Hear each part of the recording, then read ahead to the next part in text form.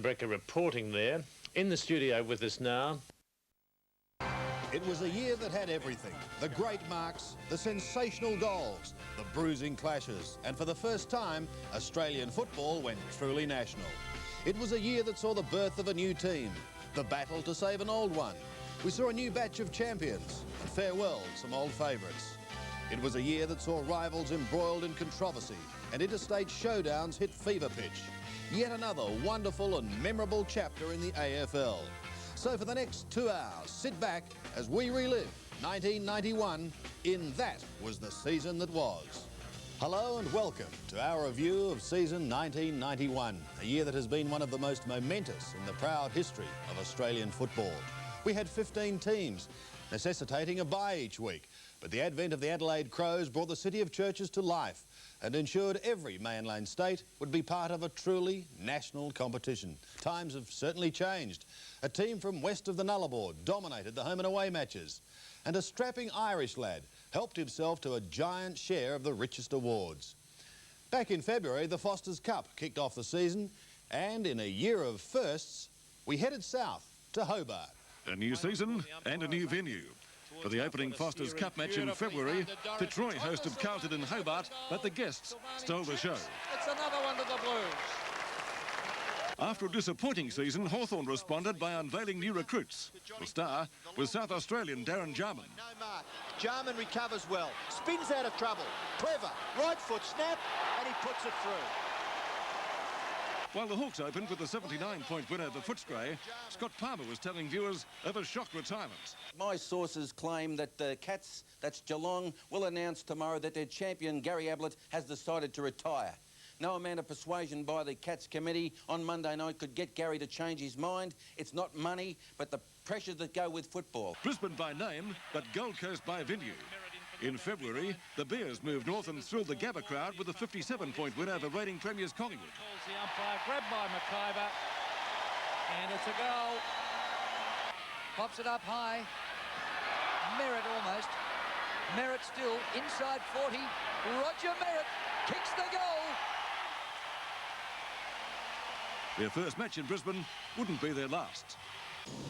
That was the Bears playing in Brisbane, and we wanted to show the Brisbane people that, you know, we're a team that's going to have a go this year. Crow fever hit Adelaide. The sellout crowd saw them play Essendon in a practice match, and then 20,000 saw them thrash Geelong by 77 points at Football Park. Hard kick off the ground, back towards half forward, Kluge. Oh, intelligent football. The player running past is Marshall, running up towards the 50-metre line. He could nearly kick a goal. He can bounce it again if he likes. No, he goes for the shot, and it is a goal. Magnificent stuff. A new look St Kilda unveiled crack recruit Gilbert McAdam, the 1989 McGarry medalist. McAdam, kicks the ball a country mile. Could even be a goal. He stopped it. And they were keen to show off draft pick Brian Wilson, the 1982 Brownlow medalist. Put down your glasses if he kicks it. He's got it. Or was it touched? No, it's there. Dwyer. Here's a good race. Oh, Lockett. Did he come in pretty solidly, but Lockyer finishes up with the ball. Well, that's bad news for the Saints, and let's hope it's not a serious... The injury to Lockett was described as lower back, but it would be enough to sideline the champion full forward for 11 weeks. Carlton's quarter-final against Essendon was the best of the series, with the Blues leading with 29 seconds to go and producing some great football. Half forward, Kernahan shoots, goal for goal. What a goal. A highlight was the debut of 17-year-old South Australian Gavin Wanganeen. His goal was the best of the night, and his fourth was destined to win the game for his new team. Can't get one. Waiting down Morris like a hot potato. Wanganeen bends it back. Bombers hit the front. Oh, what a debut. What a debut. North Melbourne underlined its talent by appearing in its second successive Foster's Cup Grand Final, but the opposition this night would prove far too strong. The Roos kept pace until half-time, but managed only one goal in the second half and went down by 49 points. Hawthorn get it out. A combination finishes with Anderson. He kicks into the centre to Jarman. Look at that pass off the left. Brereton has got a player wide. Tony Hall into an open goal goes Tony Hall, and he has kicked the goal. Hawthorn continuing to run. Dunstall, look at that. Clever tap to Jarman, then did the shepherding. Here's Jarman at work. Almost ran too far, pulls it back and goals. It was a night that would cost the Premiers dearly. Greg Deere, in fact. Can flick it on for Carey. He may get caught. He does. But gets the handball away. Greg Deere, and he does not look too good at all. Got a knee, Don, by the look of it. He's holding that right knee. Gee, that won't be too good for Hawthorn. Yes, Greg, it looks pretty serious. What's the diagnosis at this stage? Well, Peter Wilson was saying it looks like a meaty on the cruciate, so probably an operation on Friday to see what's happened and we'll take it from there. So it really looks as if you'll miss the season. Well, he said more or less, yeah. That's it. Yeah. There'll be no football until next year. That's right, yeah. Yet another premiership for the Hawks, their 5th night grand final win since the competition was rejuvenated at VFL Park in 1977.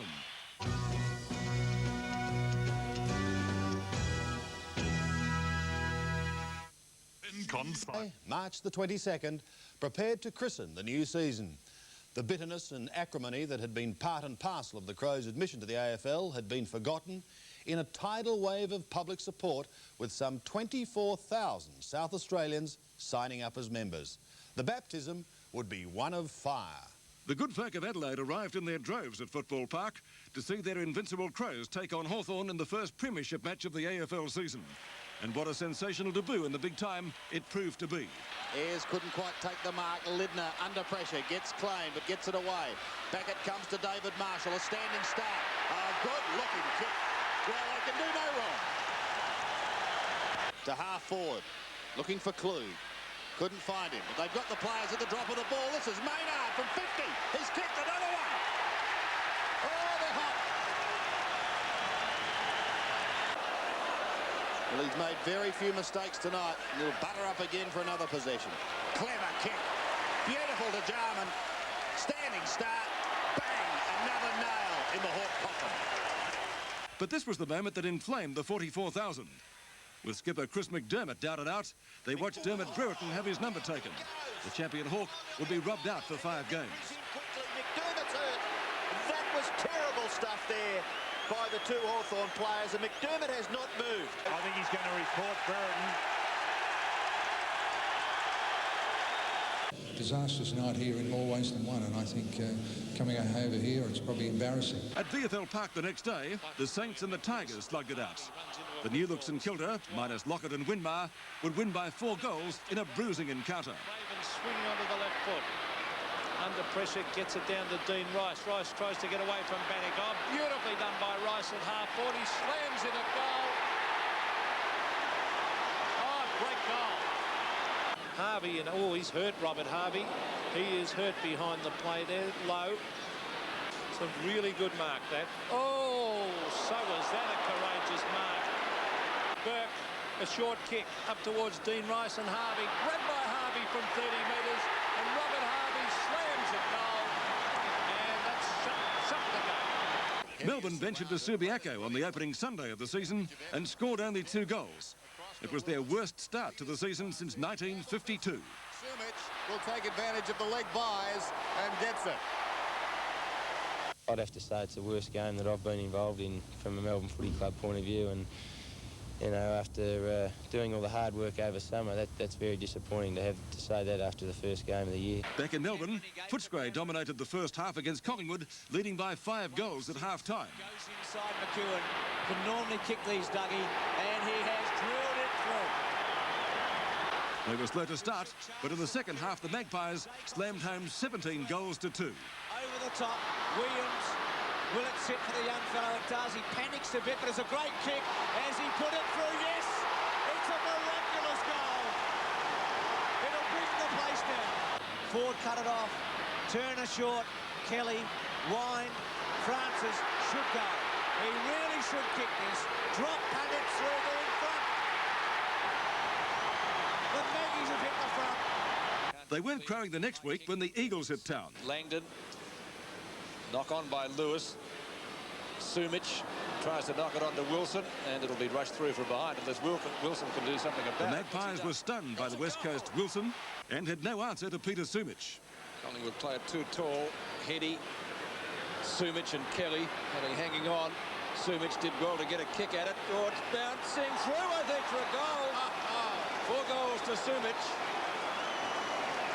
It was a turnaround of mammoth magnitude at Princes Park too. Melbourne, a team that managed only 2 goals against the Eagles, kicked 27 of them against Fitzroy, with Darren Bennett booting 8. As Clayby chasing him, will love it. Good skills to take it in one hand. The kick's excellent. It was Carlton's turn in Adelaide, but Steve Silvani made it his day. Carlton pulled away after half-time to inflict the Crows' first loss. Still they go. Hannah does well, flicks it across. Phillips now should seal their fate. Phillips from 20 metres out has kicked another one. The result of impeccable planning, according to coach David Parkin. I came here last week because I didn't know the players that well. I mean, I knew a lot of them, but not really how they played.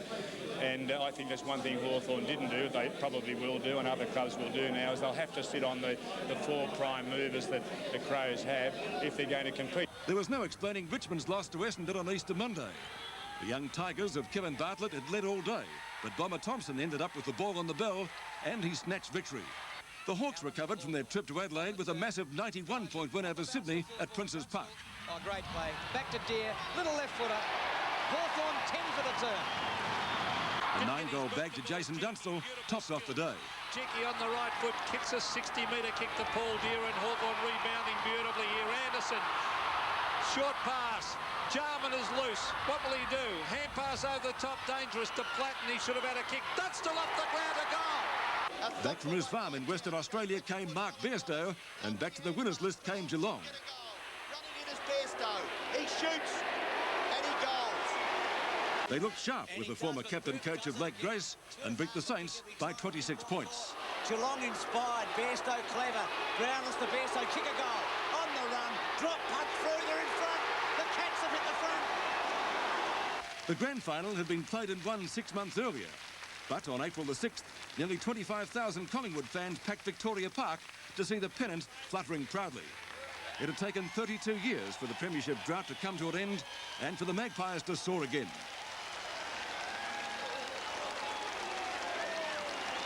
Mark Harvey made the match against North Melbourne one to remember. Read it well. Trouble for Chandler. Wanganeen, a beautiful little pass to Harvey. Courage by Harvey, and he's cleaned up by Martin. The injury-prone Bomber came back, however, and Essendon won by 73 points. Eventually, Cransberg, after a little deflection earlier on by Ridley. Wide open now for the Bombers. Wanganeen pops it high for Salmon or Harvey. Harvey onto it and runs into the goal. What a kick. The return of Warwick Kappa fired the Swans with memories of the good old days. Kappa from behind, yes! Kick to half forward. Chance for Love. Kappa in the square, and marks! Carroll, who can kick a long way. Kappa from behind. Well, the magic is back in the Harbour City. But even the high-flying full forward couldn't do enough against Adelaide. The Crows had the answer in Scott Hodges at the other end. Got the goal. Smith smothered off the boot. As a result, Klug forced to play on. Hodges in best position. Turns and goes. 3 points the difference. Melbourne and St Kilda had spent the summer doing business. Former Saint Rod Owen lining up in a new jumper. Owen tucked up against the boundary line, snaps in towards goal. It's a good-looking kick against his old side, and there's the first goal of the night. Ex-Hawk Russell Morris was a Saint, but he saw stars. Towards Morris and Spalding. Morris does reasonably well, but then falls over. And Melbourne get clear. Morris stands up out of the arms of the trainer and takes a courageous mark at half forward for St Kilda. Great play by Russell Morris. Gee, looks pretty ordinary. Very, very groggy. Morris. He's about 2 kicks from goal. Can't do anything with it. He's going to have to give the ball to St Kilda teammate, surely. In a first-class matchup, first Melbourne, then St Kilda enjoyed the lead in a seesawing encounter. Foot he goes, and what a snap for goal! That's a goal! Great start by the Demons. Glenn Lovett has been a real try for Melbourne all day. The angry ant snaps for goal. And St Kilda answer every challenge that Melbourne throw at them. Fittingly, it was ex-demon Brian Wilson who kicked 6 and set up a St Kilda win. Spins out of trouble from 53 metres. Danny Craven's kick up towards the forward line and a mark to Wilson. Oh, it's the Melbourne fans you can hear. Very deliberate. Wilson shoots. Wilson goals. And here's Rapp. So the steadier. O'Dwyer back for another run on the ball. He's trying to get it down to Healy and almost succeeded. And there's Greg Healy on screen. He does not look too good at all, and I would say he is not going to take his place back on the ground. The injured Healy would end up in hospital and his knee would sideline him for the rest of the season.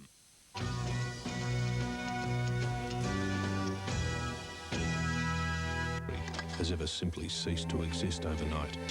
But if Fitzroy doesn't raise $800,000 by June the 30th, that's exactly what will happen. 107 years, 8 Brownlows, 8 premierships will all be buried forever. Fitzroy battled for survival and went public in its agony. They're looking for a figure a lot less than Footscray and Richmond raised, and although they have a smaller support base, it's amazing how other people get right behind an effort like this, and I expect them to this time. Under the Wacker light, the Eagles showed North Melbourne that they would be a power in 91, and Peter Sumich made a night of it, kicking 7. Terrific. Mark missed by a player who really didn't go at the ball all that strongly. Away comes Lamb, down towards the pocket. Going back is Sumich, keeps it in front, and they've got the numbers 2-on-1. Sumich snaps, and that's good. Could it be a Sheedy tactic, or am I just a little paranoid? But there's not one flag or windsock in sight. Welcome to the big league, Crows. Essendon made it hard when it hit the windsock and then laid out a typical Melbourne welcome to the league's newest team. Still 50 metres from the Crows' goal. And there's not much run left in the Adelaide combination at the moment. There's the ball kicked up by Manning to half-forward. Somerville, like a store gift winner, on the run, kicks and goals. Great stuff, Bombers, 4 points. They closed the gates at Moorabbin when St Kilda jumped Collingwood in one of the thrillers of the season. Craven with a chance. Craven, a Rovers goal, and he has kicked the beauty. They're in front. Anderson, Harding tries to force his way out. Turner gets it forward. Francis to kick the goal.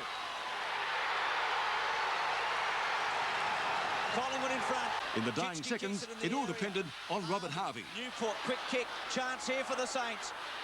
No mark. Banks caught. Harvey, surely a goal or a point. Harvey to kick it, and he has missed this level. Geelong made the trip to Queensland, and Billy Brownless made himself at home at the Gabba. He kicked 11 against the Bears, and the Cats too had won 3 straight. That is unbelievable, Sandy. Ball comes out the back to Stoneham. Now Billy will pump it from a standing start. What did he do this time? Kick a goal. Number 8. Boom! And nearly a Geelong mark there to Hooper. The handball comes out the back. Can Brownless get his 10th?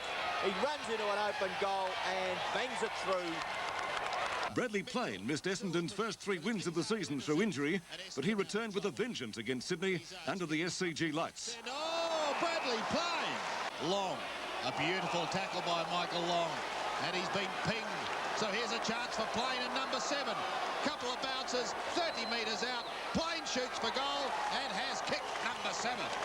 Plain kicked 8 and Essendon won by 31 points. If he was the highlight, the injury to Gareth John was the lowlight. A knock across the larynx would put him out for the season. The doctor kept telling me that everything was going to be okay, but I found out later when I was in the ward that they got the tracheotomy in just as soon as I stopped breathing, so I was very lucky. At VFL Park the next day, Footscray overcame a 9-goal haul by Jason Dunstall to record a shock 11-point win over Hawthorn. And the good judges were writing off the power side of the 80s, perhaps a little prematurely. Footscray, who've led for nearly all day. Ayres almost a big mark at the back. Whitman went without it. Hawkins a hand pass to Liberatore, off to Raw, and the sealer for Brian World as he comes in for number 5. Melbourne would unveil a couple of sensational sharpshooters during 1991. The first was an unknown named Darren Cuthbertson. In an even 70-point win over North, he kicked 7. Number 3.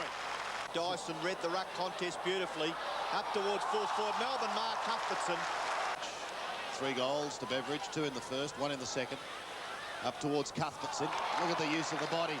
Is this another one to the young man? He's just about flattened the goal umpire, it is. 1 week later, he did it again against Collingwood. Cuthbertson's 7 this day helped the Demons to a 6-goal win over their arch enemies, and the defending premiers were struggling to find the form of 1990. For Melbourne to win, they need him to fire. Cuthbertson on a lead. Bennett unloads with a long ball. Huge kick down towards the square. Cuthbertson, a magnificent grab. Mark of the day. Magnificent beat. On Lyon sets himself. Oh, great play. Love it. Have a look at that. Oh, magnificent play. Love it. On to Clark. Now Todd Bonnie. The lead is on. Oh, great Mark Cuthbertson. At the MCG on the same day, we witnessed the most remarkable match of the season. Oh, look at that! A Kappa! Overrun by Chandler. Well, North defence letting the ball get behind them. Mitchell into Williams. Williams to Kappa at full forward. Kappa climbs and marks spectacularly. Led by the effervescent Warwick Kappa, Sydney led North by 6 goals at half-time and had kicked a remarkable 19-6. They kicked 2 for the second half and lost by 54 points in a game that was definitely the most lopsided of the year. Carey and Toohey. Out comes McCarthy. Breaks the tackle. John McCarthy. Short pass is beautiful. Longmire over the top. North Melbourne will score through Sean Smith. Darren Jarman had begun paying Hawthorn back for its enormous confidence in him. He kicked 7 against Fitzroy in one of the hidings of the year at Hobart. Hawthorn's 36-goal tally was the 3rd highest ever, and obviously a club record. Too good. Hand pass to Hudson is a beauty. Hudson sets sail for home, and the Hawks are firing like a belt head corner. The big crowds continued to enjoy Adelaide's successes. A win against Footscray left them 3-3 after 6. Charles at the second attempt. Royal, the crumbs, pulls it back. Cracker, he's marked it. More than one option. Wind. McGuinness, what a game he's played against his old team. A great-looking kick. What a kick. Well, it says it all. Adelaide joy was short-lived. Tony Lockett returned to rapturous ovations at Moorabbin the following week and incited Lockett fever in Melbourne. What a dream start. Couldn't have asked for more than that, Don. After being out for so long, for weeks and weeks, the Saints have said he'll be back in a fortnight, but that fortnight's gone on and on and on. And can he drill this home from 45 metres? Lockett, familiar pose, drop punt, leans back on it, kicks it straight through the middle. The big boy's back in town. The brilliant Nicky Winmar had also returned from suspension, and the duo cut the Crows to pieces. Well, the two heroes. Dumps it down to Harvey. Here's a space here. They've got some chances now. Winmar's got Lockett in the goal square. He's going to kick it to him. And the big boy wouldn't miss that one. Well, if he kicks this, he goes up with Gordon Coventry, Bill Toomey and Michael Roach, who've all kicked 11 in this round. Well, he'll kick it, Don. Lockett kicked 12, and the Saints moved into the top 6 with a 131-point win. Veteran bomber Simon Madden was already the longest-serving player Essendon had produced, but against Carlton, he displaced another of the club's legends. His 538th goal erased John Coleman from the top of the Bombers' all-time goal-kicking list. Lovely long kick by Anderson. Madden got his name written all over it. Simon Madden, and he marks about 35 to 40 metres from goal. Distance won't be a problem. His 3rd goal, the all-time great goal kicker at Windy Hill. The might of the West Coast Eagles was on display against Hawthorn at Princes Park. The coach's comment goes, this is Matera deep in the pocket, shoots. That's a great effort. It's a goal. While the Hawks lost their spearhead Jason Dunstall with a severe ankle injury, they also lost the battle by 82 points. Hard against the boundary line. He's put it out of bounds on the full. There's Dunstall down again, and that ankle. He didn't look right even in the warm-up today. He was moving gingerly. Actually, accidentally kicked it backwards. It goes to Waterman. Might have, oh, beautiful little left footer. Wilson had it spent. Mainwaring. Around Mew goes Chris Mainwaring. Back towards the goal line, straight through the middle. Unbeaten with 6 straight victories, the West Coast Eagles were flying high on top of the AFL ladder to the delight of all but their coach, Mick Malthouse. The finals aren't played in May, and whilst we've still got home and away matches to play, we will attack each one as they come. Spurred on by Greg Williams and a 5-goal haul from Mark Bays, Sydney produced one of its best efforts of the year to topple Geelong. Right, back to Tui. Hawks once, into Bays, great play, great ball slot. Ex-Magpie turned Tiger Terry Keys was up in the air against Footscray. He kicked 7. But the Bulldogs had a match winner in Dougie Hawkins. The Bulldog skipper kicked 4 in his side's 32-point win at the Western Oval. The Footscray champ slams it through for goal. Delray, good trap, well done. To Royal, left foot. Should have given the handball. Hawkins on beauty. Kick the goal, Dougie. Round his corner. What a player. Oh, they'll bring the joint down now. Dougie set them alight. Kevin Sheedy has pulled another one. He is unbelievable, this man. What lengths will he go? He's applied the cold spoon treatment to the weather sock, and there they are, hanging limp. The Bombers played the old windsock game against the West Coast Eagles when the 2 undefeated sides met at Windy Hill in round 8. And what a tough and punishing game it turned out to be. Kick to the head. There's Long, he does not look good at all. Kevin Sheedy will be wanting those extra interchange again. Sure will. Essendon had played magnificent football and trailed by a goal at the last change. Irving or Somerville! Well, this will test him. We thought earlier in the day he might be too far out. He's going to play on around Irving. Drop punt. Oh, don't tell me. What a kick! Unbelievable. But the Eagles persevered and got up to win by 7 points. Danaher, now is that a free kick? No, It was too fancy. Play on as it's grabbed by Wilson. Wilson, a high booming kick. A beautiful kick, Wilson. It's a goal.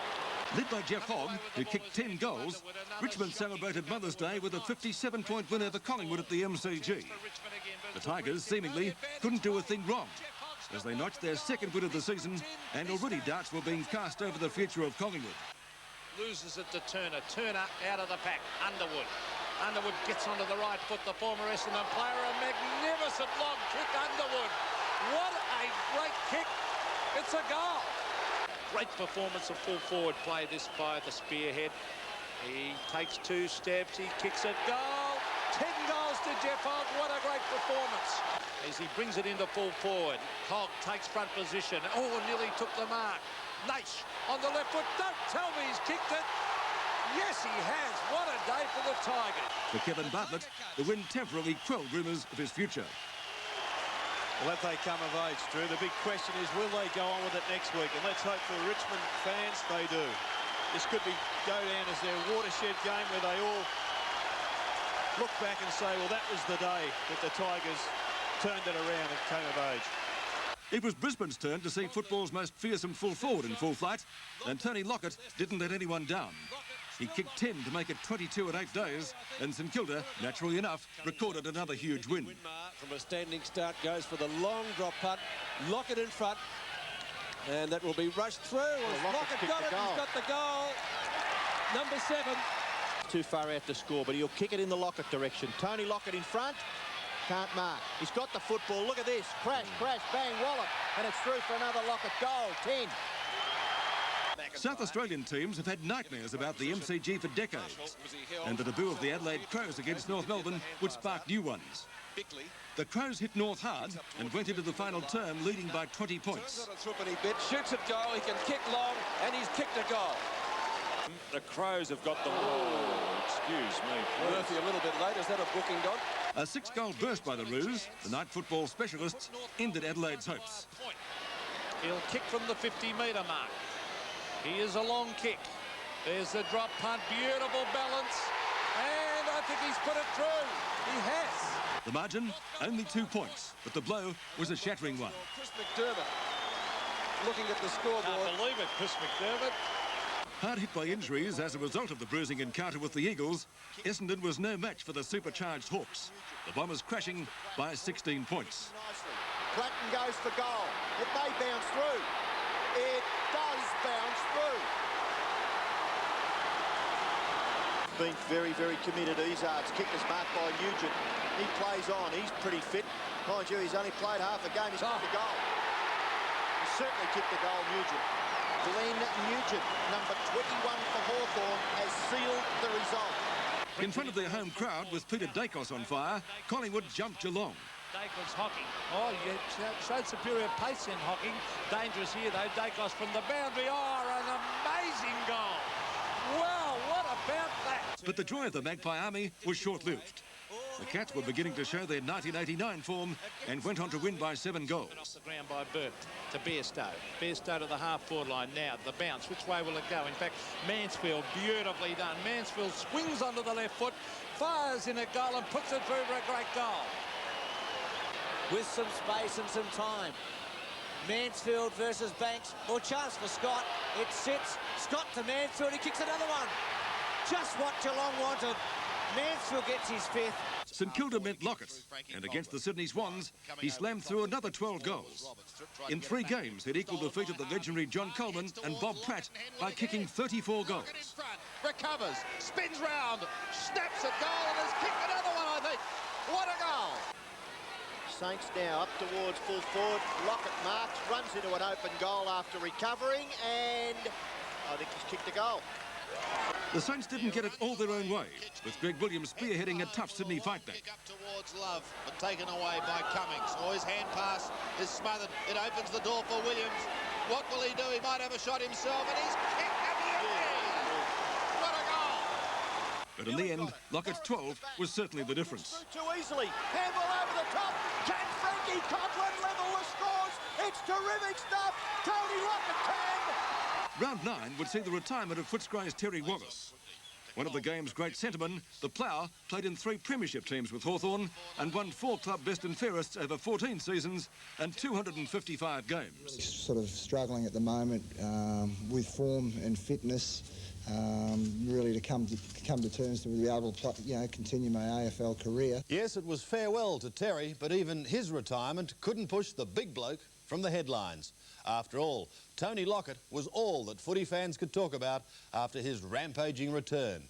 We're 9 rounds into the season, with every side now having played 8 games, and the ladder looked like this. The Eagles undefeated on top, with Melbourne and Essendon having lost to St Kilda.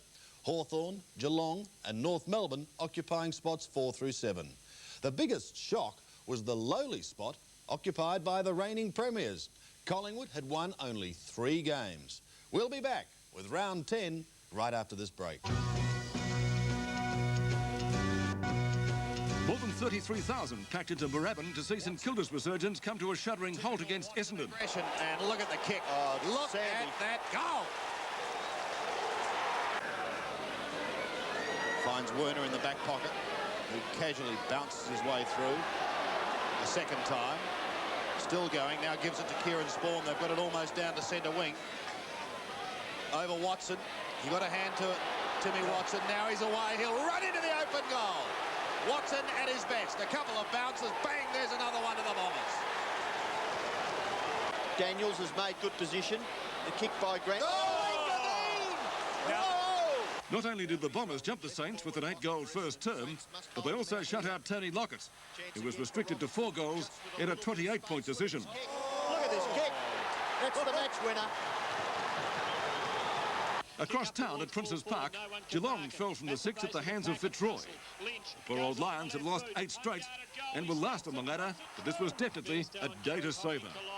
The Roys come away with the ball through Broderick. Broderick a long left footer, almost to full forward. No one able to mark. Blakey at the ball, breaks one, beats off Stoneham, goes for home and puts it through. The name Hudson struck fear into the hearts of a generation of Collingwood supporters. And at round 10, it happened all over again. Not Peerless Pete, but his son Paul. 45 metres out. He's kicked his second. Great play, Hawthorn. In his best performance for Hawthorn, he kicked 9 goals and ensured a 43-point win. Dear. Starcevic can't take the mark. Hudson for number 6. Turner. Platt in front of the pack. Getting better as the game goes on, John Platt. Hall drops a mark. You don't see that in a month of Sundays. Hudson again. Number 9. The brilliance of Greg Williams was a key factor in Sydney's '91 campaign. This incident would cost him 4 matches on the sidelines, courtesy of the AFL Tribunal. Tried for his second screamer of the afternoon. Couldn't grab it this time. How the umpire, did he see that? He's got to have seen it. Surely. Yes. Teammate David Murphy would be a touch luckier. He was not guilty of striking Brett Hidding. Drops the mark. Murphy closing. Well played, Main Waring. Still he goes. Gets it back towards Hetty. Here's trouble for the Swans. Oh, great goal. That's on again. It's an ill-tempered game, this one. The match of the round on the last Saturday in May saw Essendon struggle to keep up with Melbourne at Windy Hill. It'll be a torrid encounter between the Bombers, placed second, and the Demons fourth on the AFL ladder. Love it, and it's on over the line. Essendon recovered from its poor start with a 9-goal second half. To Long, with skill, he'll find somebody, he normally does. The kick to Madden, Burns, still Burns, handball over the top. Spawn will sit up for him. Left foot off the ground, goal! Just what they wanted. And when the siren sounded, Steve Clark had the ball and needed a goal to level the scores. The distance was one thing, the advice of the milling spectators another. Good kick. Kicks it magnificently. Will it get there? Oh, no, it's been touched. It's been touched. And have a look at that for a chaotic. Essendon by a kick, but the call went out for stricter crowd control. The odd idiot that we get that will run out there trying to do some particular damage to someone. And unfortunately, we've got to be strict with the rules that we're implementing in order to cover those situations. And so the AFL called in the Black Bombers. A squad of security people of the order of 16 or thereabouts that will be capable of being deployed where we see fit. North beat Collingwood by 16 points, but the big winner in their clash was Brett Allison. The goal square. Allison. A mark, a sensational mark by Brett Allison. And what a ride he got on Krasiska. Brisbane travelled to Sydney in round 11 and returned with the points. It was the Bears' first win of the season, but not enough to elevate them from bottom spot on the ladder. Gives it back to Cameron. Cameron kicks from right on 50. Could get his third goal. It's going pretty close. It's another one. And the day was memorable too for quite an amazing game at the Western Oval. While Footscray found it possible to kick goals, poor old Carlton was kept out of the play for nearly 100 minutes. Paid, so he plays on and kicks it back to the centre. Hawkins, great handball. Grant to kick his third goal.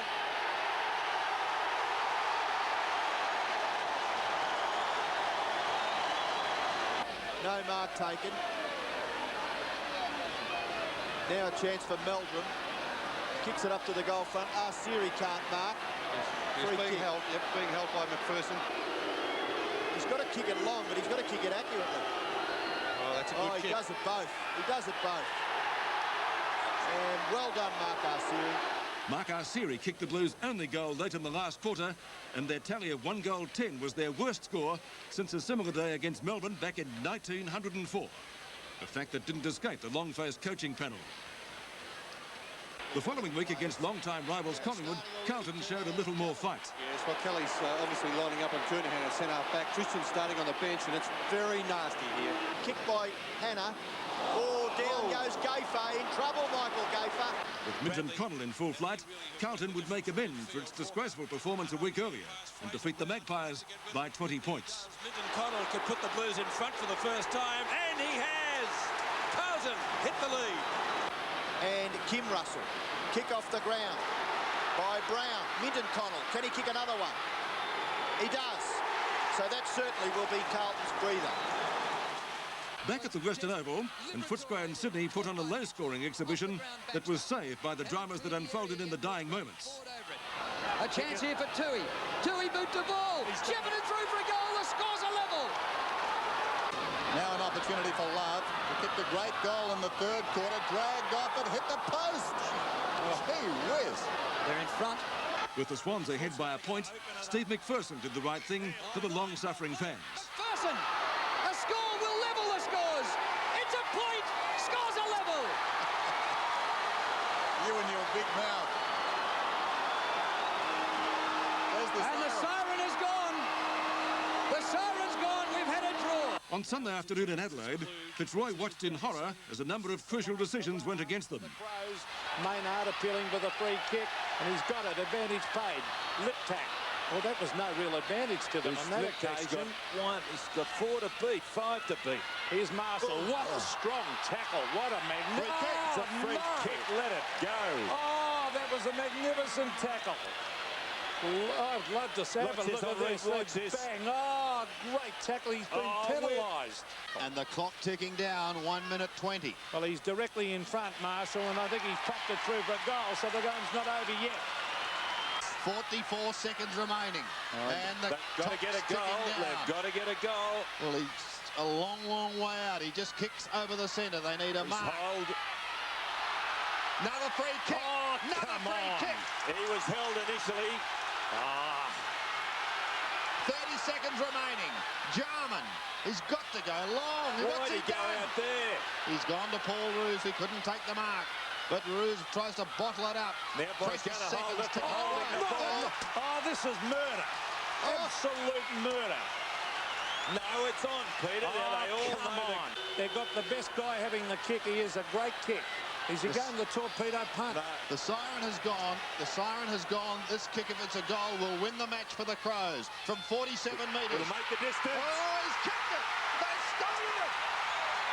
It's a goal. Absolute murder. Absolute murder. Unbelievable finish. Well, the Crows supporters are absolutely jubilant. And you are absolutely stunned. I am stunned. The final straw for the Lions saw the Crows home by 3 points. And from umpire's advisor Bill Dever came this statement. With Anton and Peter, their performance wasn't up to expectation, so out they went. So, in other words, you believe their decisions were incorrect? Well, their performances on the day, right throughout the whole match, weren't up to what we would expect. Probably was wrong, and you can live with that. You always make wrong decisions. So you admit that you probably, your performance on the day wasn't quite up to scratch? Well, that's the way it goes, and you've got to accept that. After stunning Geelong with his retirement on February the 2nd, Gary Ablett ended his self-imposed exile on June the 10th and made his return at Princes Park. Looking forward to playing today, Gary? Yeah, it's good to be back, yeah. Yeah. And what made you decide all of a sudden? Oh, it's, I really don't want to say anything at the moment. Sorry. Yeah. But you're looking forward to the game? Yeah, I am, yeah. Yeah. So hope to be fit enough to play in the seniors pretty soon? Oh, well, we'll just see what happens. I'll go today and have a game and just get my fitness up and see what happens from there. Buoyed by the return of their superstar, Geelong was magnificent against Hawthorn in the senior match.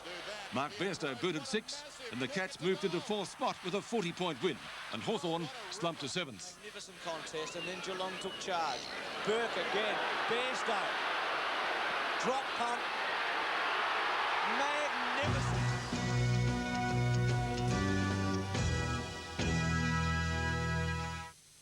The West Coast Eagles were being talked about in hushed tones in Melbourne, and it wasn't hard to see why.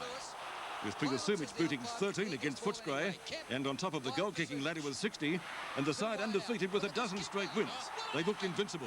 It was the best start to a season since Melbourne in the mid-50s. Lewis pumps it to full forward. Chance for Sumich. At the back, Sumich snaps the left footer for number 7. Sumich was being held then as he started his lead. He'll still get it. He's leading and marking. What a mark by Sumich! First Eagle to get double figures if he can kick it. 7.5 minutes short of three-quarter time. Peter Sumich. Yes, sir!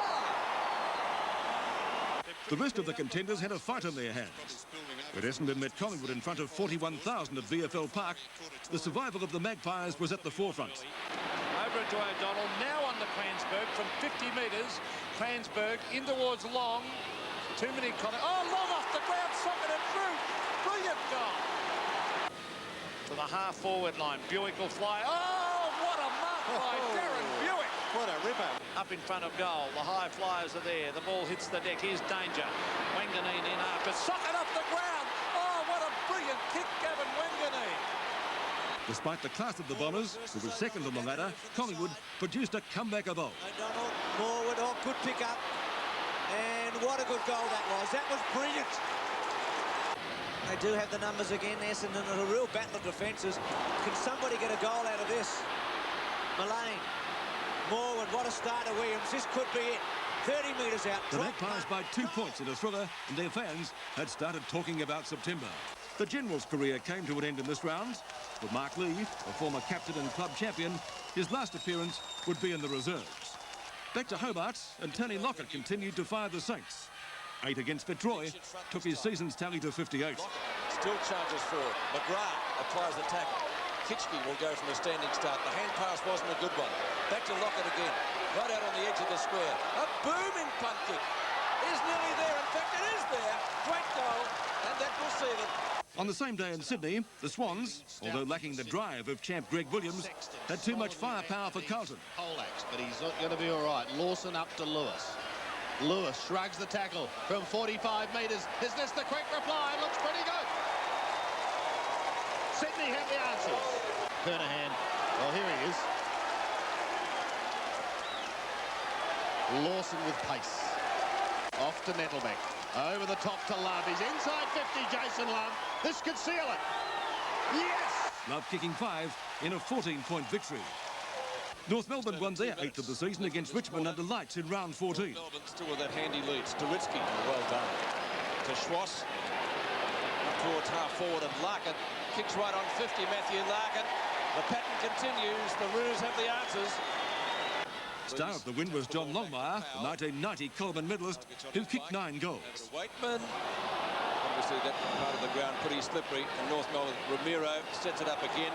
Back it comes to Longmire for number 8. If he's accurate, it's bending back, and he gets the goal. Gary Ayres was suspended for 3 matches after this incident with Melbourne's Brett Lovett. But in a fiery opening between the Hawks and the Demons, it was the only report. Kicks to the... That's a free kick against Gary Ayres to be played upfield. Well, here's a tackle from Burton on... oh, gee. Melbourne seemed to have uncovered another key forward, a footy nomad from Perth, via Darwin and Adelaide, named Alan Jakovic. Working well, gets around, has a shot at goal. Good-looking kick by Jakovic. But all to no avail. The pace of Hawthorn and their firepower up forward left Melbourne floundering by 50 points. Claim. Hudson to Platten is good football. From 55 metres, over the top goes Platten, and there's another one to the Hawks. Down towards the centre, Pritchard a chance if he can get clear. Just gets his kick in time. Hawthorn inside 50. Platten waiting down in front, could be dangerous. Oh, beautifully threaded through the pack. Johnny Platten kicks towards goal. That one may stop Melbourne. After 12 straight wins, the West Coast bubble finally burst against Carlton at Princes Park. The Eagles didn't go down without a fight. In a 3-quarter time, we're facing a 3-goal deficit. Now it's Lamb and Bradley at it. Yes. It'll be a costly win for the Blues, who lost Steve Silvani for the remainder of the season with a knee injury. Oh, he's in agony. Carlton kicked 3 goals to 5 in the final term, and after 30's kick found its target, the match was finally balanced. Pass Podiat, running down towards half forward, long kick down towards full forward. Oh, it's going to roll. Bounces through for a goal. The Blues have come from behind a couple of times in this quarter. Can they do it again? In the end, Simon Minton-Connell was left centre stage. To Tarzan. Tarzan. He may be Tarzan in a minute. The kick to Minton-Connell's a beauty. He's had to go deep in the pocket. He's kicked 1-2. And if he kicks this, it'll bring the place down. Drop punt. Oh, no, he has. It's a goal. 12, 11, 11, 13. The Blues do it again.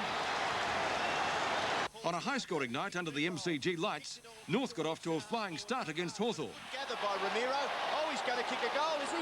Jose. Away he goes. He's back onto the left. And he has a go with the left. And he kicks a magnificent goal with the left foot. Paul Hudson copped the booted mouth award. Lawrence. Hudson. Oh, gee, I think he copped a boot across the face there. But the star of the evening was Tony Hall, whose 6 goals helped the Hawks to an 11-goal win, after scores were virtually level close to half-time.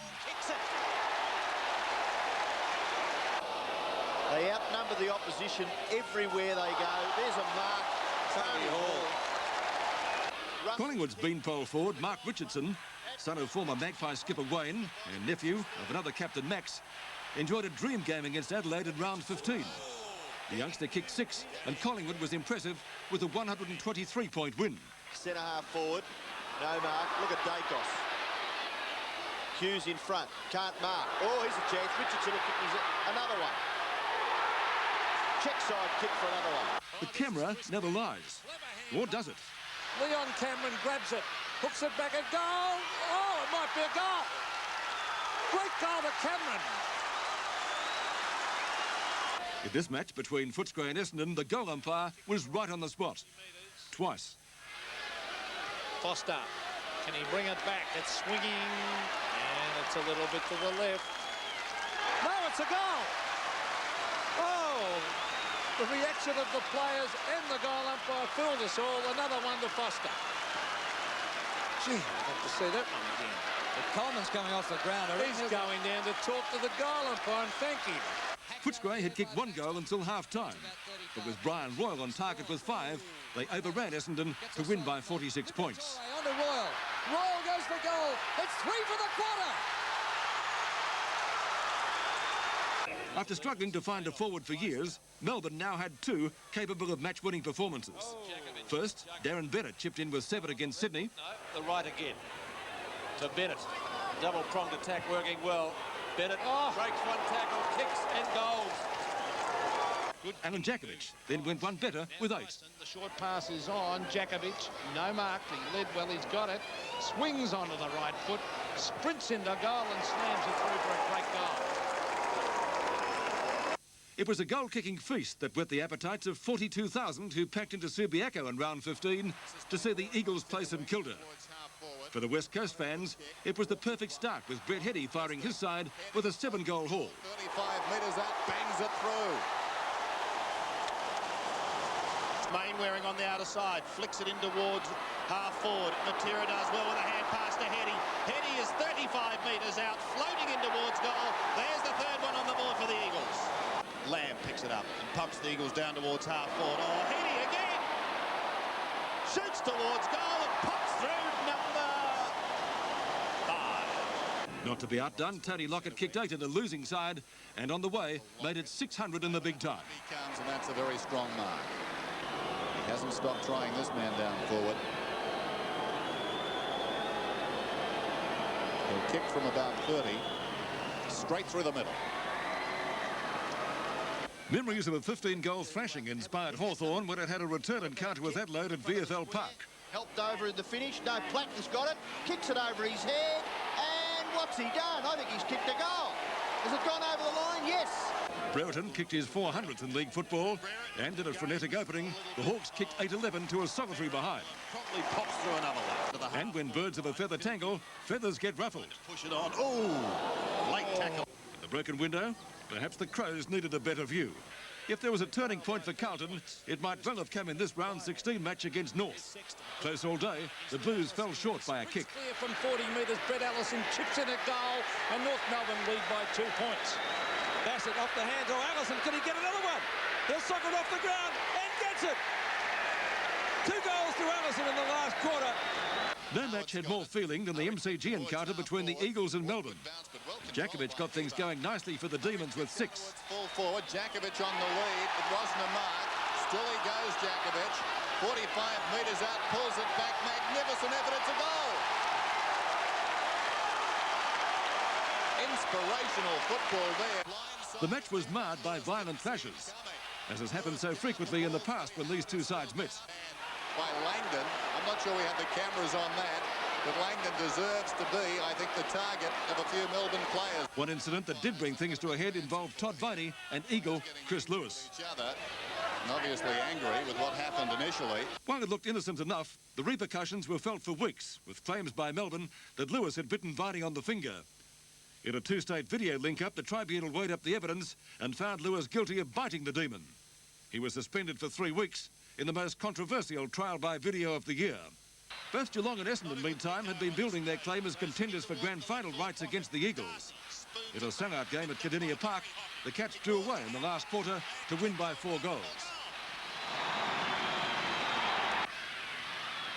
Another opportunity.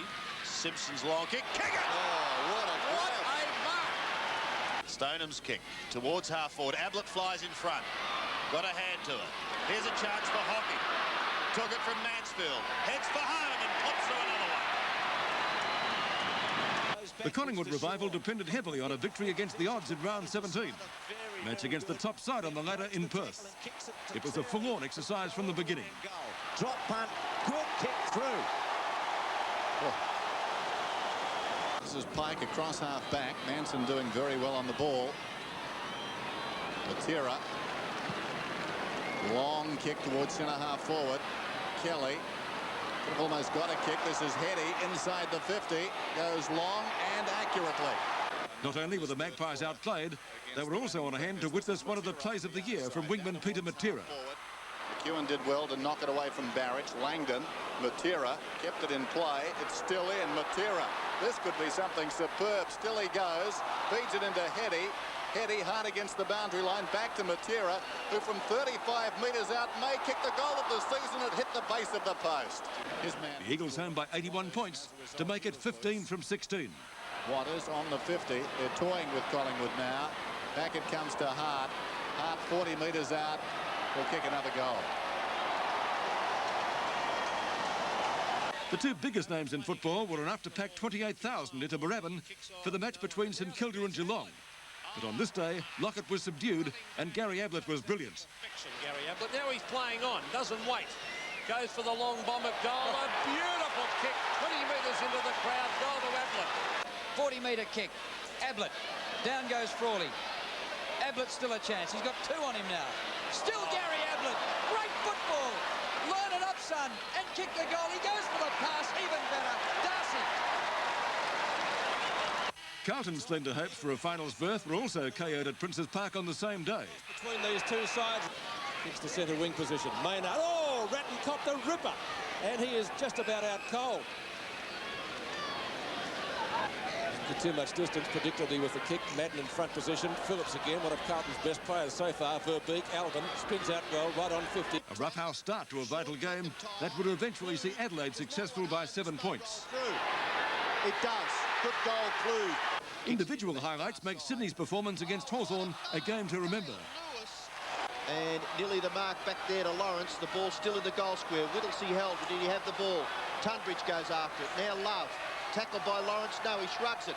Tries to check. So he's goal! A miraculous goal, Jason Love. Scoreboard showed the Hawks able to recover from shocking inaccuracy, beating 5 in the final quarter to win by 11 points. A mark is vital. It's there. Paul Deere. Deere from 30 metres. Makes no mistake. But there are plenty of Hawk supporters here who love the goal by Deere at going Hawthorn's way. The hand pass up to Hudson.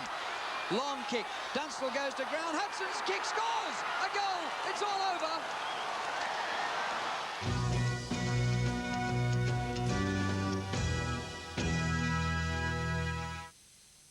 Is it possible to harness back to That Was the Season That Was? Now we take a short diversion from the season to check on the 4 State of Origin matches that punctuated the season. First, we go south to Hobart. Geelong's Ken Hinkley might have been a surprise selection for the Victorian side that journeyed to Tasmania, but in the final quarter he kicked 3 vital goals when all seemed lost. The final margin, 12 points, Victoria's way. Lifting themselves, and indeed they needed to. Marking contest up the front, and that's a great grab taken by Hinkley again. Scholl kicks it into the wide open spaces. Number 5 is Anthony Cole from North Hobart, but he's lost it to Hinkley. Hinkley's turned this game around. He sprints into goal. He brings it to Morris, and that could be shut the gate. In South Australia that night, Victoria once again made its annual claim as champion state and backed it up with a solid 16-point victory. Mitchell, good play, Barry Mitchell. Abernathy drops what he should have taken. Simon Madden, a lovely kick by Madden is a goal. Wonderful play by Madden. And gave it to Bays, and Bays with a magnificent kick to Brown, and Victoria with a wonderful chance here. Couch the handball. He can kick this Couch on the run. Left foot goes for goal, kicks it superbly and scores. In Brisbane, though, later in the year, a day that began with so much hope would haunt the Vics. Queensland, so often the whipping boy of Victorian football in state matches over 60 years, produced an historic win. And slams it through for another one to Queensland. Stein's having trouble. He's caught. Oh, well done. O'Brien, kick for goal. Queensland in front. Great goal by O'Brien. Nice kick to the half-forward line. Cameron O'Brien punched away by Cordy, but he's gone straight to Phillips. He gets in a hand pass. Coming in with the ball is Toppenberg. Toppenberg kicks it, goal. Bounces. Another goal to Queensland. Good poise. Kick to Lester Smith. He gets clear with a beautiful hip out. Centres the ball. But that was a poor option. Jenke takes it. Oh. Now he might have lost it. Knocked down by Merritt. It comes to O'Brien. A left foot snap. There's another one. Under coach Norm Deere, the Maroons' 8 goals in the last quarter put their state on the map. And the misery continued that night in Perth. A second loss in one day, but this time against a West Australian side bristling with Eagles and expatriates. 76 points was the margin, and the West was the champion state. He has stopped it.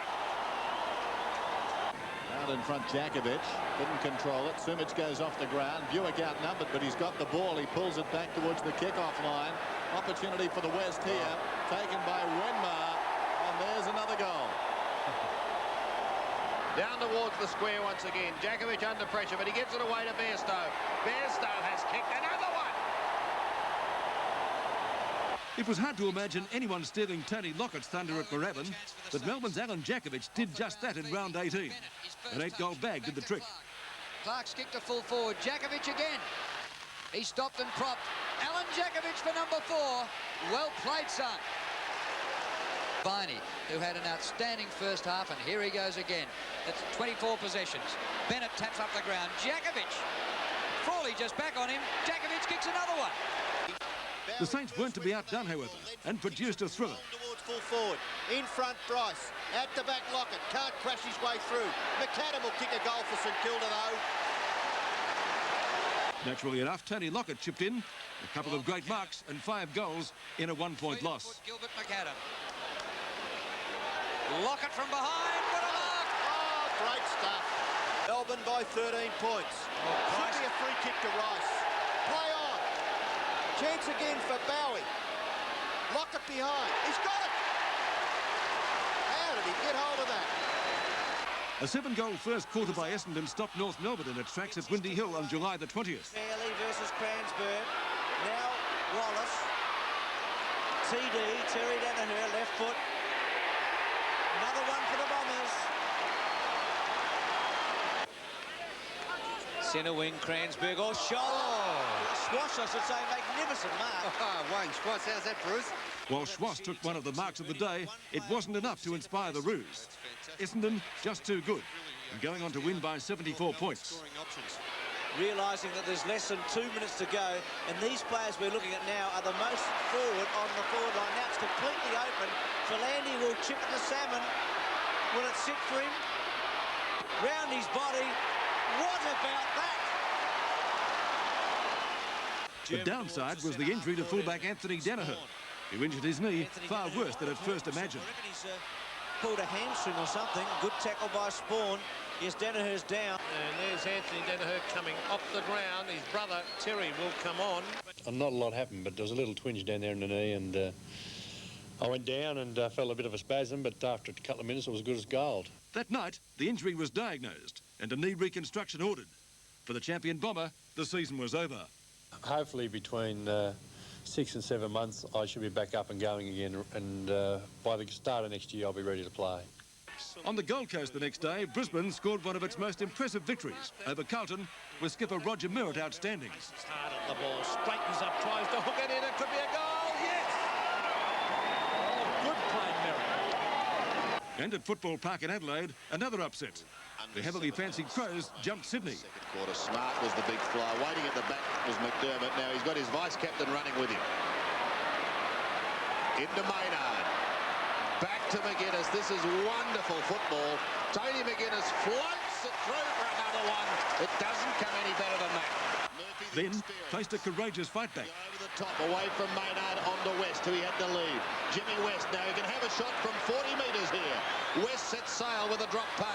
Deep in towards goal. Good-looking kick. And he has put it through. Matthew Liptak put the Crows back in front. Back in the centre, McDermott. Can he lift his team? Centre half forward. Player on his own, Liptak. Go Matthew, the Adelaide Crows supporters say, and he kicks the goal. Adelaide back in front. But in the end, it came down to the league's top possession winner, Barry Mitchell, who was awarded a timely free. Oh, some heavy work going on, and McGuinness again sees it over the line. Last 38 seconds and counting down. Sydney have it within 10 metres of their scoring zone. Can someone do something? There's a free kick to Sydney. It's going to be a free kick. Over the shoulder. It'll come back. Gee, there's quiet. 27 seconds remaining. Yeah, They won't be quiet now. Mitchell got the free kick over the shoulder.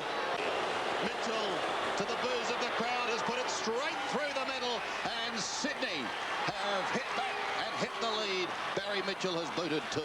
Sydney home by 4 points. To be the ball game. The Eagles had pencilled in a victory against North Melbourne in round 19 under the MCG lights, but were in for a rude shock. McDonald up towards full forward. There's McDonald in the play. Don't know who kicked it. Ramiro. Ramiro for his third. He's got it. Unbelievable, Jose Ramiro. 3 goals straight. After trailing by 4 goals in the second quarter, Mark Roberts made it 5 right on half-time. Still loose. McIntosh misses it. Roberts with 4 seconds to go. Last kick before half-time. A beauty for a goal. What about that? The Roos kicked only 3 goals after that, but in the end, that was enough to give them a 3-point victory and inflict the second loss of the season on the premiership favourites. Roberts, goal number 3. It's got the distance. It's a goal. North Melbourne are in front. With Tony Lockett off injured, St Kilda was no match for a Collingwood side inspired by the mercurial Peter Dacos. His 8 goals gave the Magpies a 32-point win. Brown again. Shaw out to Francis. Fleet of foot. Kicks long up towards full forward. Oh, the mark fumbled down there by Rice. Dacos off the ground, gets goal number 5. Keeping the forward line open. Dacos will be thereabouts. There he is. Gets away from Spud Frawley. Kicks it goal. Looks like number 8. The goal umpire says, yes, sir. Like Collingwood, Melbourne was knocking on the door of the 6. And the man doing the tapping was Alan Jakovic. Another big haul, this time 7, spelt the end for Carlton. On the lead once more. Kernahan almost a clever mark, but he fell over. 2 Melbourne players standing initially. Lyon gets it across to Jakovic, who kicks a great goal, his 3rd. Adelaide was also considered a contender, and the Crows' hopes were bolstered by a spectacular win over one of the flag favourites, Essendon. First Linda kicked 5, and the Crows by 45 points. Hart roving the pack. Oh, good effort for Landia. Jarman on his knees. And also Lee, Jarman. Terrific. Inside the attacking 50. A timely hand from Wallace, but it falls to Linda. Open goal. In only 8 games for Melbourne, Alan Jakovic reached his 50th goal. And that was after booting 60 in the reserves while waiting for his opportunity. His 11-goal haul against North was his best of the season, and the Demons celebrated too with a 52-point win. Left foot snap. A beautiful effort. Great goal. Dyson goes as hard as he can. Bennett in good position now. Offhand. Jakovic. Oh, sensational. Kicked by Jakovic after the siren. A banana. Oh, the arms have gone up. He's kicked it. That's double figures for Alan Jakovic. Carlton couldn't believe its luck when Mark Bairstow grabbed the ball and shot for goal. His miss left the Blues 2 points in front at the final siren. Greg Williams and Sydney complained loud and long about taggers, and against Essendon, the Swan Star received plenty of attention from Shane Hurd. With Williams well held, the Swans struggled. Across towards centre-half forward. Madden tries a big grab from behind. No mark taken. In comes Harvey. Kicks as he's falling to ground and kicks a goal. Miraculous stuff. One of the great solo performances of the year thrilled the Carrara crowd, even if it was produced by Collingwood's Peter Dacos. Dacos, can he kick another one? He rolls it in towards goal. 5 goals, Peter Dacos. Brilliant exhibition. Starcevic, one-hander. Plays on. They're alight now. Mullane in the pocket. Across the face of goal. Dacos and Gaston. He gets a kick. Don't tell me he's kicked that. I will not believe it. Francis to the pocket. Dacos. Really grabbed it again. Oh, here we go. Dacos booted 13 against the Bears, helping the Magpies to a 101-point annihilation. When Lowly Fitzroy met Richmond at the MCG, the wooden spoon might well have been at stake. An 8-goal second quarter paved the way for the Lions' second win of the season. Coming back, and it's another Fitzroy goal. Here's Lambert and Harding. Archie Harding must be quick because he's taken Lambert on and beaten him. Not a bad kick for a goal, is it? And the knives were out for the Tigers coach Kevin Bartlett, despite the denials of President Neville Crowe. The coaching position that we've made very clear, and Kevin's very clear on it as well, that it's his contract runs out at the end of this year, and naturally enough we'll be looking very closely at that, as we do at the end of every year. While Bartlett's career was in doubt, St Kilda quickly ended speculation about Ken Sheldon's future. I'm quite comfortable with the situation, and certainly have full support of everybody around me, which again is very comforting, and you know, we certainly know where we're headed. The Sheldon-inspired Saints flexed their muscles of Waverley. Pushing and shoving, and this is developing into an all-in at quarter time. Once again, it was Tony Lockett who stole the show. He kicked 13 goals, the highest recorded at VFL Park, and the fourth time for the season he reached double figures. His tally for the year had been stretched to 97, and St Kilda won its 11th by 54 points. He's kicked it. He's done it. This is for number 13 from 30 metres. There is number 13. The West Coast Eagles had proudly retained an unbeaten home record in 1991, but how close they came to surrendering it against Geelong in round 21. Only 1 point the margin, and the Eagles made it 17 from 19 starts. The ball. Was that tripped? Gets the hand pass out to Ablett. Who goals? Hooper. Gee, I reckon he's done well tonight. Oh, the hand pass, he's given it straight to Lewis. As soon as you give a bloke a rap, he does that to you. Sandwich. Oh, but he did well. It's grabbed by Heady. A goal to Heady. Dyson. Just like the good old days, 50,000 flocked to the MCG to see Melbourne and Collingwood fight for their football future. Jakovic kicked 5. In the pocket. It's his first touch. Left foot. Good kick. Look at this. A goal. Is it? Unbelievable. Peter Dacos was simply amazing and went one better with 6. Dacos. Don't tell me. Don't tell me yes.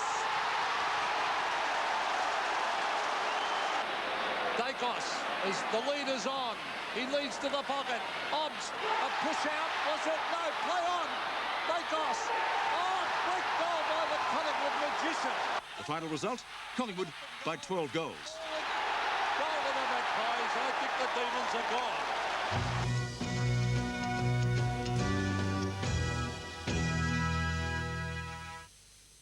Hello, coming up in 7 Nightly News at 6, the Kerner government on the attack over the public... Round 22, and all eyes were firmly focused on Football Park in Adelaide and the imposing figure of Tony Lockett. 2 bites are marked for the champion full forward. Oh, nearly a mark to low, Vidovic. Now it's Craven. Lockett again with a chance. Up he goes. Oh, strong mark, Tony Lockett. Great mark. The game might well have been secondary to the big fellow's quest for his 100th goal of the season. The handball good to Craven, who can attack to Lockett. Great mark, big fellow. Top pass too, wasn't it, by little Danny Craven. And he's sitting on 100. 99 for Tony. As Lockett goes for 100. He kicked 100 in 1987.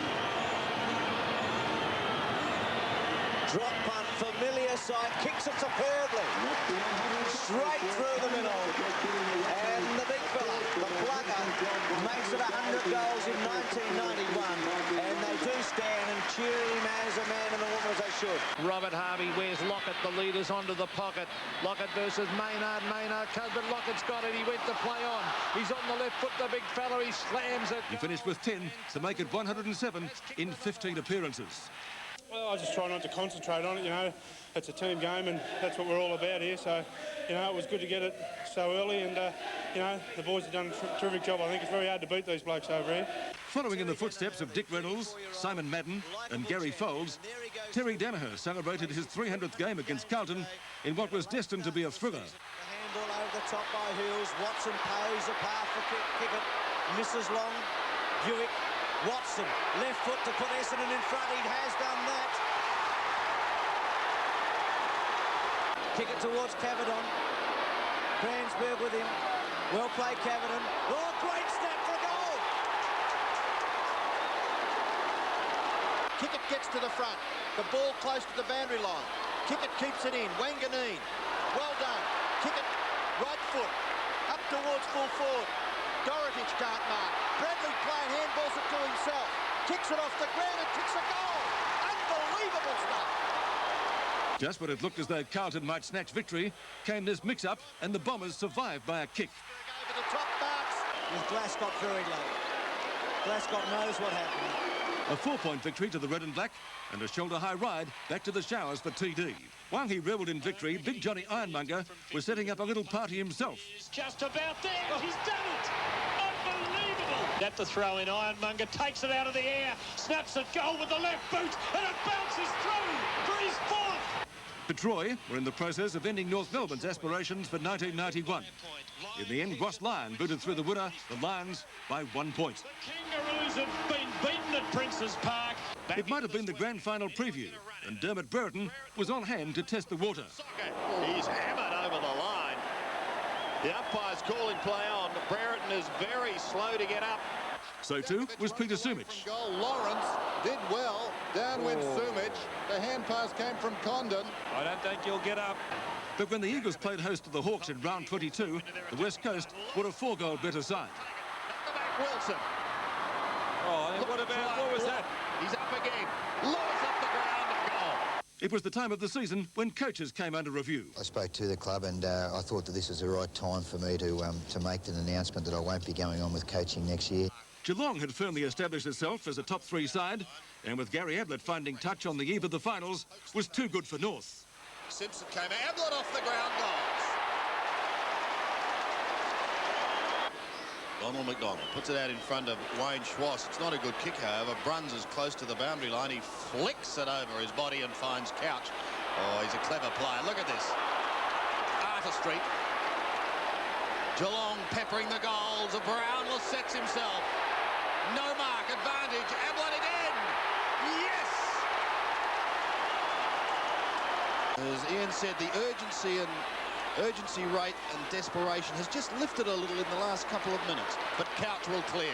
Puts the foot on the accelerator and tumbles a punt down to the half-forward line. Flick back. Ablett, there's a player gone. Neal will have a shot for goal. And he's kicked it. That will be the sealer. Collingwood fans were convinced that the goal-kicking prowess of Peter Dacos would give it the impetus to make the finals. Nothing doing. Peter Dacos! Magic by Dacos. His first kick. Good kick by Lehman into the breeze. Dacos stays down at the back. It's knocked away by Keys. Here's the magician near the boundary line. 30 metres out, Peter Dacos. 3 kicks, 3 goals! Taken by Turner. Dragged off it. Walker was in there too. It comes across to Russell. Russell goes wide, intended for Dacos. Dacos, what can he fashion this time? This should be easy. Outside of the boot. Another one. Essendon, on the other hand, was continuing to have troubles. The West Coast cut loose after half-time to win by 9 goals, with Peter Sumich helping himself to 6. He's kicked another one. Miraculous shot for goal. Kicks it in towards full forward. Langdon, and could have nearly been paid. Goes after it again. Still got the footy. Hooks it around his body. And Anderson can't mark. Sumich could kick another one. 6 goals to Sumich. Melbourne faced the bye in the last round, but in its last home and away match, faced a hostile Footscray crowd, egged on by Justin Charles and coach Terry Wheeler. Alan Jakovic was held to 3, but the Demons finished 21 points up. Heaver in trouble. Gang tackled that time. Melbourne keep it going once more inside the 50. Jakovic with pace. 45 metres out from goal. Good-looking kick. I think it's home. It is. The final round of the season, and Collingwood had to win at Geelong to stay in the 6. Easier said than done. In fact, the Magpies were no match for the Cats and lost by 41 points. Floats over the back to Brownless. Brownless kicks it through for a goal. Swings it in towards full forward. Gaffer stands his ground. Malachellus waits down. And goes. Catches now, say the Cats. Hawthorn kept second spot by thrashing Essendon by 80 points. Not even the most optimistic Bomber fan was looking forward to the finals. Into the path of Brereton. Open goal beckoning. Brereton gets it. Still, Hudson sends Hawthorn forward, Anderson under the ball. I doubt he'll ever be a state full-back. Ayres getting in position for a soccer attempt. Now he picks up and goes with the injured leg and kicks a goal. David Clout bowed out after more than 300 games with Richmond and Collingwood. He did with an 8-goal final fling and enjoyed victory and a ride back to the showers. The shock of the day was the West Coast upset loss at the hands of bottom side Fitzroy. For the Lions, it was a win that would lift them off the bottom of the ladder. Up towards the big fella, Brett Stevens, who marks and plays on. Runs in towards an open goal. Will this be Fitzroy's first? It is. Stevens goes over his head. Chance for Fitzroy. Another goal will seal it. Off the ground goes Stevens. Wheeldon charges at it. Can't take clean possession. Stevens can. Snaps for goal. The Lions are home. Oh, it didn't make it. It did. A goal. Hero in Besterfield was the retiring Matt Rundell. He was promoted for his last game, and somehow they carried him off too. Here we see him chaired off the ground. The champagne will no doubt be flowing in the rooms. Adelaide had a match winner as well in Rod Jamieson. He kicked 8 goals against North Melbourne, ending a dismal year for the Roos, but once again underlining the AFL's newest club as a force of the future. Everywhere. McDermott, another loose man, Jarman. Jarman will casually stroll in the goal, stab it in the goal, and another one to the Adelaide Crows. Scholl bounces off his chest. This is Liptak. Cleverly into the path of Jamieson. Goal number 8. Look out.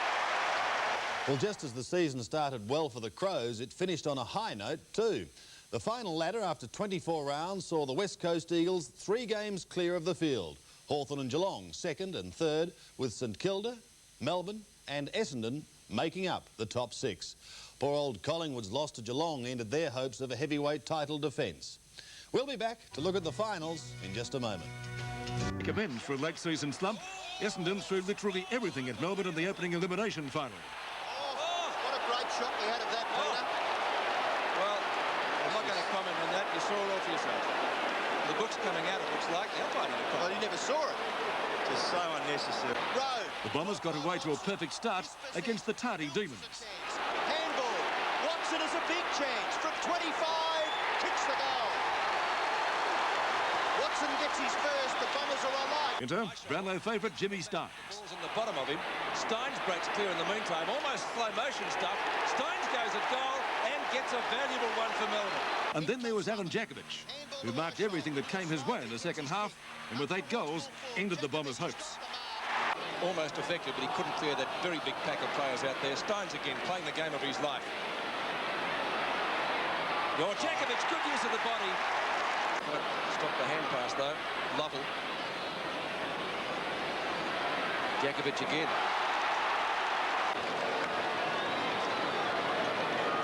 Jakovic from 45 metres. Beautiful kick. Oh, it's a goal. While the critics howled about the injustice of St Kilda and Geelong, the 3rd and 4th teams of the competition being forced to play a cutthroat winner-take-all final, the footy fans lapped it up. Fires in a magnificent kick for a goal. To the half-forward line. Brownless. Oh, he nearly took the mark. Umpire calls play on, but he's ghosted and gets it again. Billy Brownless. He had a loose man to give it to, but he fires it and slams it through for a goal himself. Gary Ablett wasn't reported by the umpires, but the video brought him undone. Second one, and Burt attempting to shepherd, and you saw exactly what happened there. Tony Lockett was offline early. He finished with 9. Newport. This is Nicky Winmar, the long bomb. Oh, danger here because Lockett is there. Oh, look at that for a mark. The St Kilda running players doing very well. Here's Lockett. Was he held? Umpire calls play on, but he's got it. Tony Lockett. Oh, what can this man do? He is brilliant. At the other end, Billy Brownless was matching him kick for kick and fell 1 short with 8. McKenny takes the mark. Oh, he's got it, Hocking. He's playing a magnificent corner. The short pass is on. Billy Brownless is marked. Geelong finished the better side. Ahead by 7 points in one of the most entertaining matches of the season. Brownless goes to ground, handball. Counts with a chance to goal. Left foot. It's close. It's there. The system, I mean, it's almost unfair on St Kilda, isn't it? It would have been unfair on us. So, but anyhow, we've got a couple of chances now. I'm just so proud of the guys, the way they fought back. and St Kilda were just, I mean, they just kept on serving it up to us, and had a big fella up forward, caused us a few problems. So it was a great game. Tragedy for Hawthorn in the qualifying final that made history in Perth. Dermot Brereton going down with a knee injury. Yeah, look at that holding. There was holding by Brennan. And now he's caught. Does get rid of the football towards Turley. With him is Brereton. He's hurt himself. The knee, I think, as that shot by Platten goes in for a goal. Here it is now. This is where Brereton will do his knee. There, look at it, a grimace on his face. It was the first time a finals match had ever been played outside Melbourne, and the Perth crowd were treated to football of an amazingly high standard. For the first time in the season, they faced defeat. A 23-point loss stopped them in their tracks. Waters hammers it back towards the centre. That's as good as a kick. Lawrence does very well indeed. Picks it up, gives it to Morrissey. They call him the freak, this boy. What can he do? That is why they call him the freak. Morrissey. Long and low, up towards Jarman. Worsfold went too early and it could be costly. Jarman's away, 35 metres out. He shoots in towards goal and has put it through. In Melbourne, meanwhile, Kevin Bartlett lost his job. We've got a new coach and we want to give him every possible support that we can from now on in to put the club together in the way that he sees that will take us into the future that we're looking for. We'll try to work it as possibly the best we can here, and they believe the nucleus of the young side's here, and I believe that the club is a viable proposition. I just didn't come here just because I want to go back into coaching. I had to be convinced that it is a viable structure. I feel quite confident that I can take it the next step. The second semi-final was a replay of the '89 grand final. And just like that day 2 years ago, the Hawks got the jump. Allen goes to Hall. Hall, an open goal, sprints in the goal, and Tony Hall slammed through his second. Billy Brownless was reported in this incident with Michael Tuck. He'd be rubbed out for a week. It was a bit high against Brownless. It's a report, Don. What? Ken Hinkley escaped the umpires after flattening Tony Hall. He copped 3 weeks on trial by video. Geelong got their running game going and in the third quarter actually hit the front.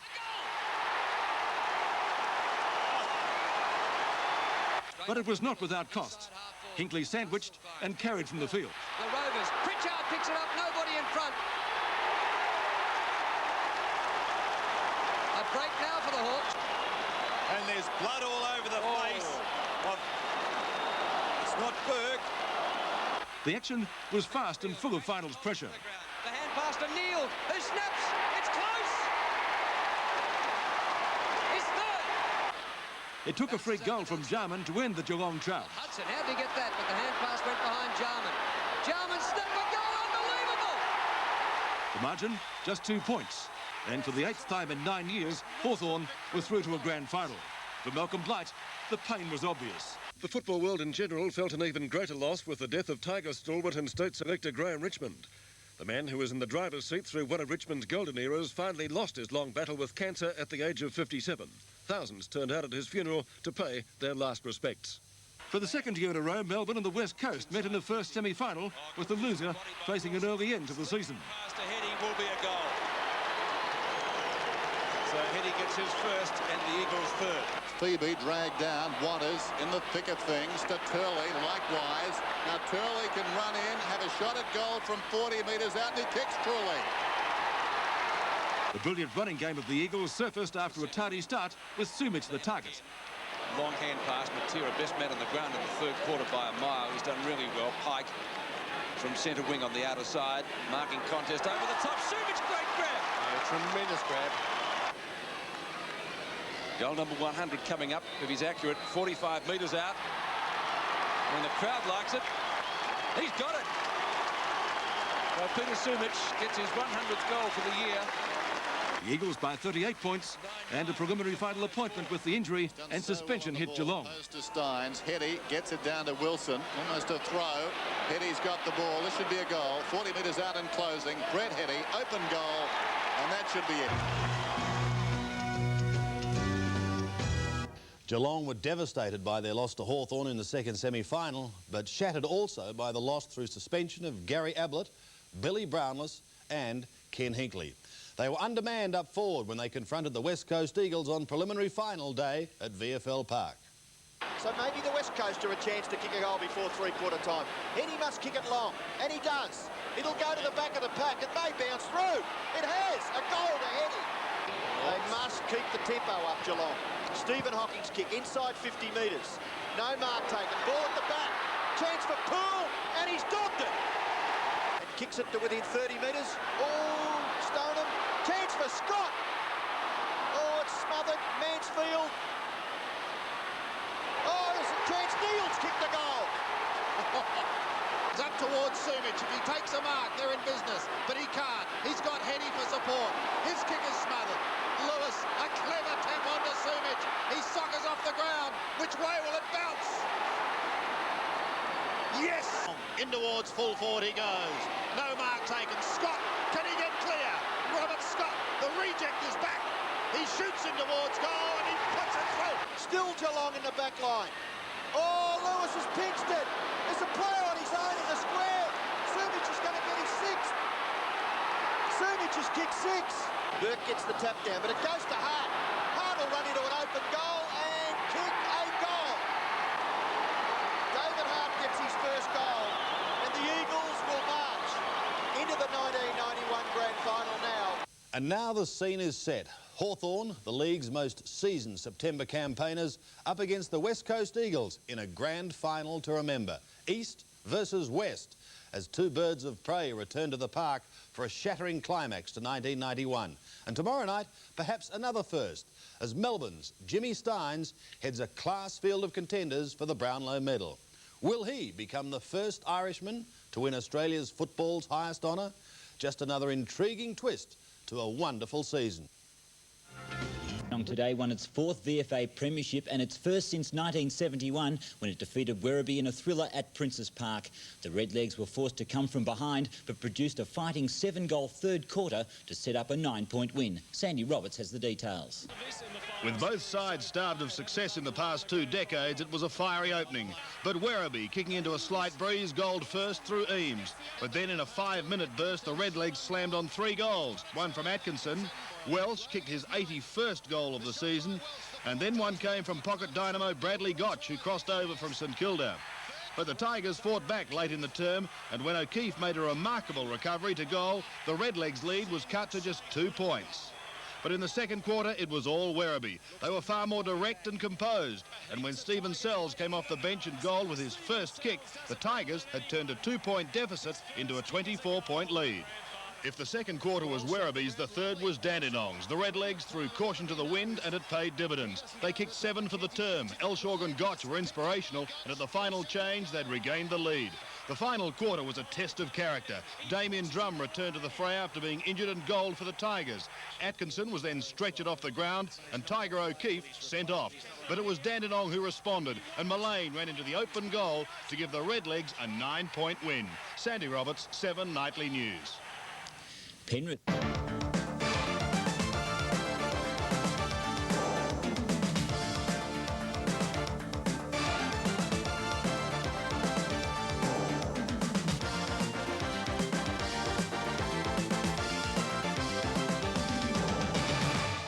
Hello and welcome on VFA Grand Final Day. The crowd steadily building up at Princes Park for the game of the year, appropriately involving the teams that finished first and second on the ladder, the minor premier Werribee against Dandenong.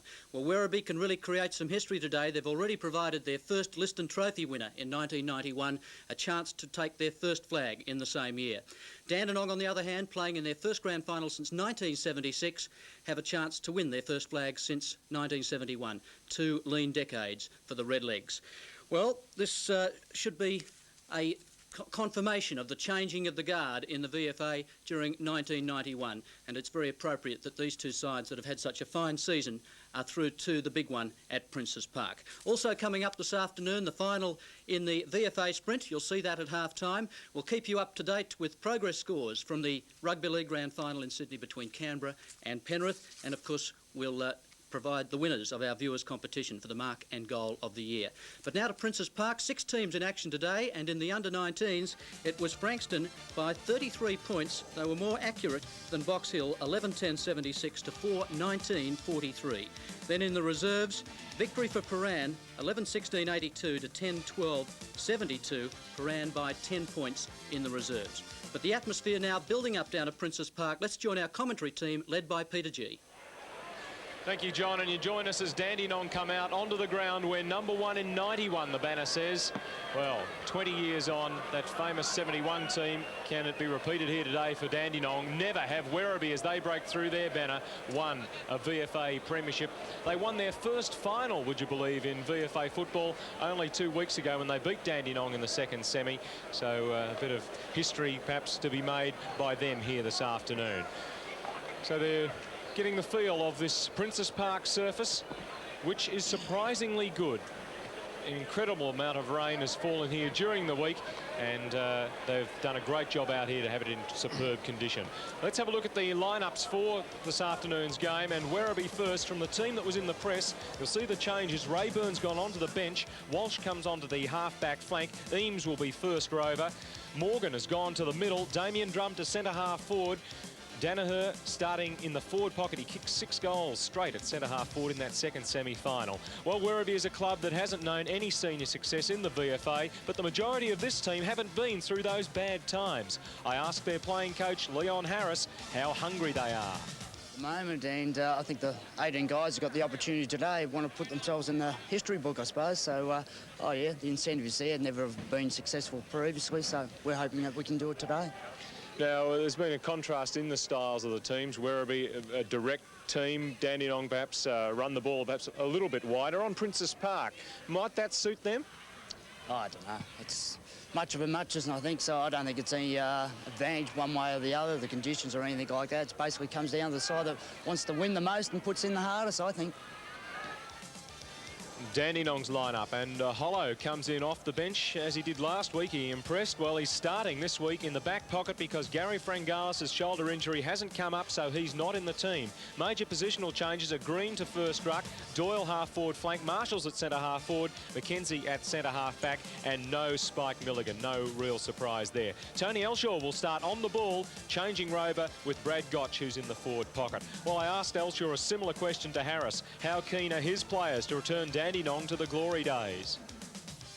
Oh, very keen. I think we've worked hard all year to get ourselves in this position, and there's no doubt that I think it's something we've all stressed out to ourselves during the week, that you don't get that many opportunities in football to play in grand finals, and you know, they want to make the most of it. You just never know what's going to happen in the future, and this is their best opportunity to date, and they've got to be able to grab it. Conditions are heavy. Werribee played just one game so far in the final series. You've played 3. Is that going to be a factor? Oh, I don't think so. I think the ground is good in a lot of different areas. I think in a lot of ways the team that plays the ground better can have a good chance, because there's obviously some good parts to the ground and there's some ordinary parts to the ground. So, you know, we're stressed the areas that we'd like to come into and attack through on this going down and also going up. So, you know, I think that'll play a major role. So, Elshaw thinks the conditions, the width of the ground will be a factor.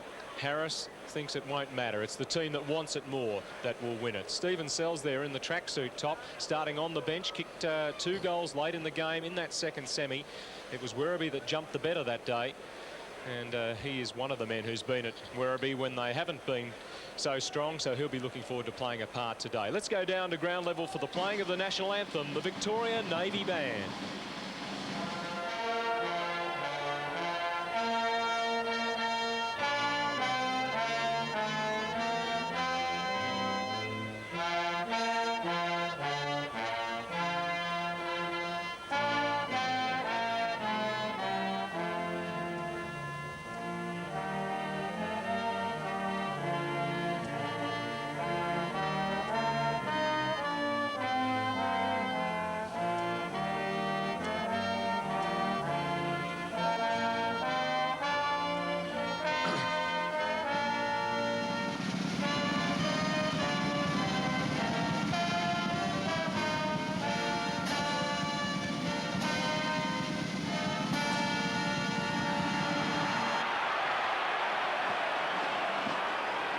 A great roar, the teams eyeball to eyeball through the band at one another.